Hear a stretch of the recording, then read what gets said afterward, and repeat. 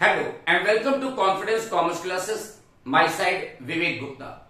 बच्चों, आज हम लोग पहुंच गए बिजनेस कम्युनिकेशन के चैप्टर नंबर 11 पर। और ये चैप्टर नंबर 11 में हमको क्या पढ़ना है? रिपोर्टिंग। आज के टॉपिक का नाम क्या है? रिपोर्टिंग। तो बच्चों, बिजनेस सेंस में रिपोर्ट वर्ड का मीनिंग क्या होता है? सोचना कि बच्चों, अगर एज ए एम्प्लॉय हम कहीं पे काम कर रहे हैं तो हमें अपने कामों की रिपोर्ट अपने बॉस को, अपने सीनियर को देनी पड़ती है, ठीक है ना।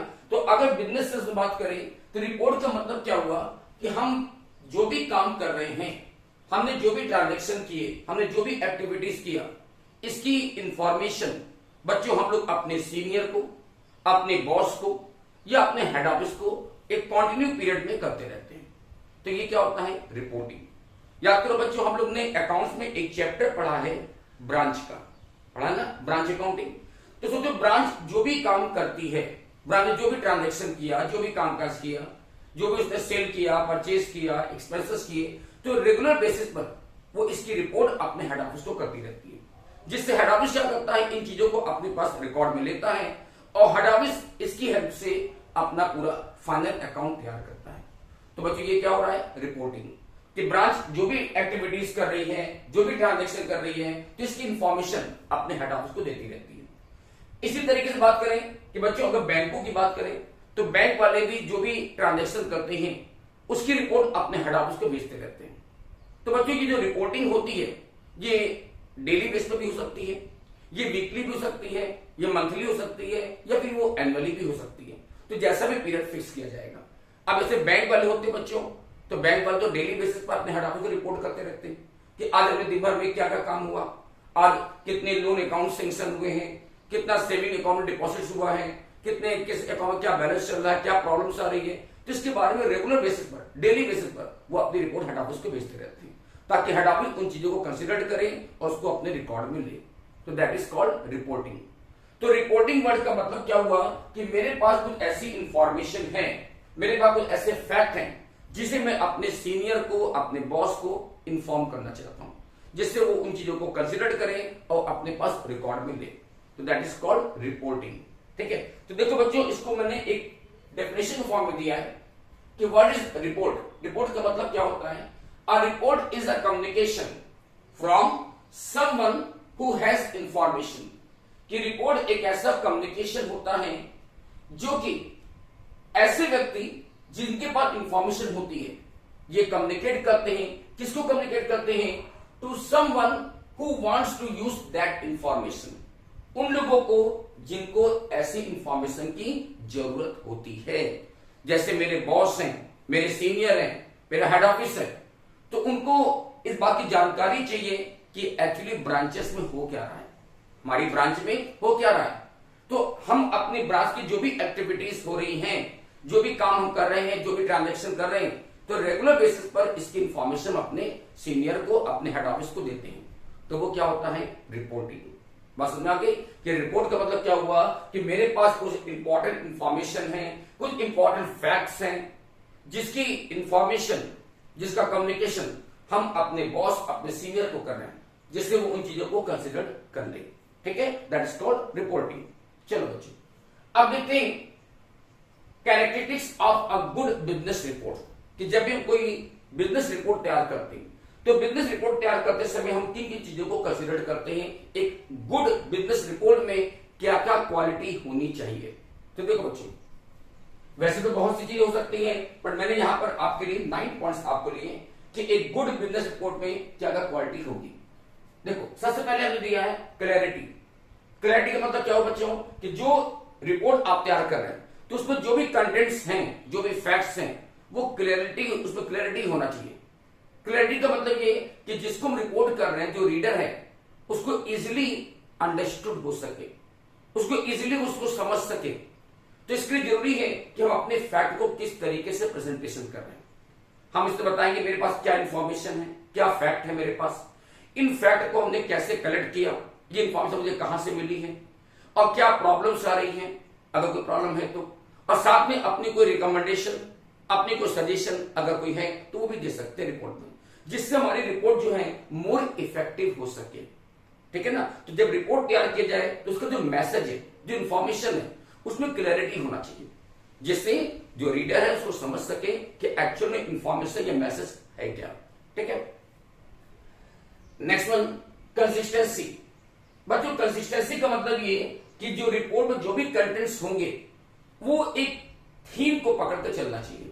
जो हमारी मेन थीम है हम उसके बाहर ना जाएं, यानी जिस पर्पस के लिए रिपोर्टिंग कर रहे हैं तो उसी पर्पस के लिए सारी फैक्ट इंफॉर्मेशन दी जानी चाहिए। अब ऐसा नहीं कि कोई भी फैक्ट आप बताए चले जा रहे हो, कोई भी इंफॉर्मेशन दी जा रहे हैं जिसका कोई मतलब ही नहीं। तो ऐसा करने से क्या होगा कि हमारी जो रिपोर्ट है वो फिर इफेक्टिव नहीं हो पाएगी। तो रिपोर्ट को इफेक्टिव बनाने की जरूरी कि एक थीम को पकड़ के चला जाए, और हम जो भी इंफॉर्मेशन दे रहे हैं उसके सपोर्ट में अगर हम कोई डॉक्यूमेंट दे सकें, कोई फोटोग्राफ, कोई पिक्चराइजेशन, कोई प्रेजेंटेशन दे सके, तो उससे हमारी रिपोर्ट और ज्यादा इफेक्टिव हो सकती है। तो बच्चों कोशिश ये करें कि जो हमारा थीम है, जिस पर्पस के लिए रिपोर्ट कर रहे हैं, हम उसी के अकॉर्डिंग फैक्ट प्रोवाइड करें, जिससे क्या है कि हमारी रिपोर्ट में कंसिस्टेंसी हो सके। Next point, reader of orientation. कि बच्चों जब भी हम कोई रिपोर्टिंग करें तो रिपोर्ट करते समय हम जिस लैंग्वेज का, जिस टोन का यूज करते हैं, तो रिपोर्टिंग करते समय एज अ रीडर पहले खुद रियलाइज करें कि इस रिपोर्ट का हमारे ऊपर कैसे इफेक्ट पड़ेगा। यानी रिपोर्ट करते समय पहले एक बार खुद रीडर बनकर सोचिए कि इस रिपोर्ट से हमें क्या समझ में आ रहा है। तो जब आप रीडर बनकर सोचोगे ना, तो उसमें जो भी प्रॉब्लम्स है रिपोर्ट में, कुछ अगर कुछ ऐसी बातें जो आपको नहीं समझ में आ रही, तो खुद आप रियलाइज करो कि अगर आप रीडर हैं तो इस रिपोर्ट का कैसे हमको समझना होगा। तो एज अ रीडर, वो रीडर ओरिएंटेशन होना चाहिए। रीडर जिस चीज को चाहता है, जो इंफॉर्मेशन को चाहता है, हम उसको वो इंफॉर्मेशन दें और सिंपल लैंग्वेज का यूज करें।